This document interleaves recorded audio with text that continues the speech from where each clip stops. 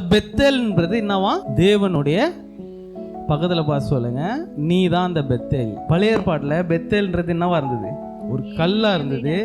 அங்க தேவன் வந்து என்ன பண்ணாராம்? வாசம் பண்ணுகிற இடமா இருந்தது. இது தேவன் தங்குற வீடு.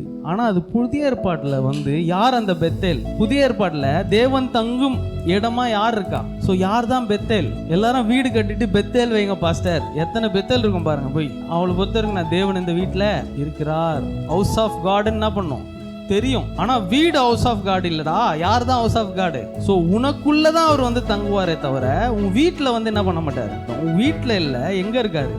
நீ தான் அவருடைய வீடே. அனாதி கதவுகளே உயருங்கள். யார் அந்த கதவா?